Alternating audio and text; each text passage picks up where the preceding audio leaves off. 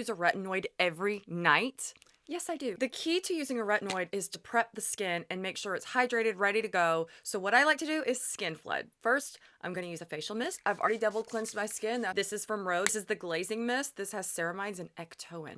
Remember that word, ectoin. Ceramides and ectoin together are the dream team for a healthy barrier. It keeps your skin barrier strong, and that is the goal. I like to skin flood before using my retinoid. Now that means I layer hydrating toners one right after the other as many times as I want. I like to use different toners, but you can use one and layer it. Just make sure that the toner is hydrating, that it doesn't have AHA or BHA, lactic acid. You just don't want to layer over and over and over with an active toner. You can if you want. I'm all about experimenting. I'm gonna just go ahead and tell you, have the ceramides ready because you're gonna have a damaged barrier. Next toner is Dermaline PDRN. I love PDRN. I love all types of PDRN. Rose PDRN, the actual salmon sperm PDRN. I'm a fan. Then I met you, the Giving Essence. My evening routine, so I can really layer my products and my toners because I'm not so worried about putting on makeup. I also skin flood in the morning. I just won't use as heavy of products and maybe just a little less. The thing about skincare is that you're gonna find what works best for you. Just because you see people using different things and you think that you're supposed to be doing that or you can't do that, it's all relative. This is Metapeel Volume Biotox. Okay, so this toner has 9 different peptides and ectoin as that bodyguard for the skin. So I am getting my skin prepped and ready to receive my tazarotene. Tazarotene is the highest form of a retinoid. I have been using a retinoid a little over 10 years now, so my skin is quite used to it, although I do have sensitive skin. It's just a matter of finding the right technique. People who say, well, she's diluting her retinoid by using all of these toners. False. In fact, I am just amplifying the effects of the retinoid because my skin is hydrated and prepped, and I applied my retinoid on damp skin. I know we've always heard it needs to be on clean, dry skin. Dry, dry, dry. Don't even put another thing on except for your retinoid. Well, I did that. I don't like that. I don't live my life like that. Not getting the results that I wanted from my retinoid by doing it that way. Now, always listen to your dermatologist. Always listen to your doctor. But at the end of the day, listen to your skin. You're the one who is having to endure side effects of retinoids, which is like scaly skin, red, itchy, irritated.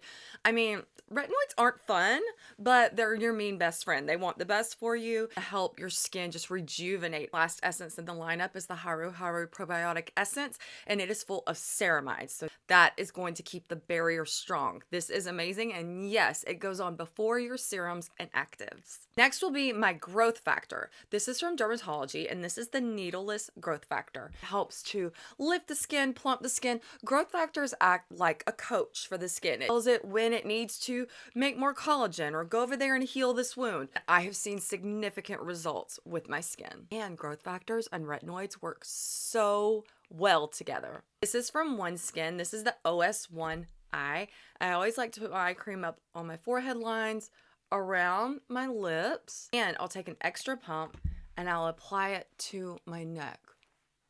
Whatever you do to your face, do to your neck, chest, and your hands. Using retinoids, you may notice that your neck is super sensitive. It doesn't mean that you're broken. Your neck is notoriously more sensitive than the rest of your face. So you have to take caution, whether that be using a retinol or a retinol on the neck until it catches up. Just really listen to it. This is tazarotene. You see I have a pea-sized amount. I put mine on my neck, my chest, and the backs of my hands. Start kind of massaging it in. My skin is still damp from the toners. Now, this is where you have to be a little careful. I started using retinoid on damp skin by accident. I was impatient. I didn't want to wait. I just put it on damp skin, put moisturizer on over it, and went about my evening.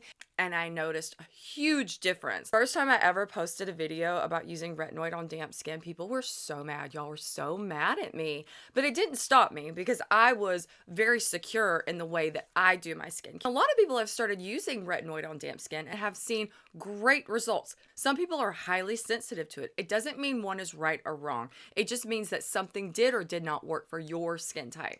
I always say the difference between Tretinoin and tazarotene is like an espresso and a cup of coffee. So tazarotene is like an espresso. It gives you that jolt of energy. It may have a few side effects, but it's going to get the job done to wake you up. Tretinoin is like a cup of coffee. You're used to it. You drink it every day. Not really any side effects, but it gets the job done. It takes a little longer to work, but it's still very efficient.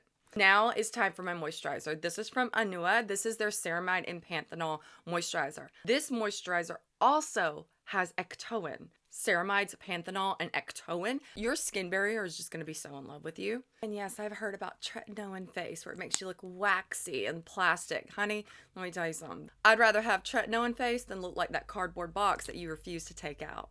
That's it. Evening skincare is done with skin flooding and a retinoid.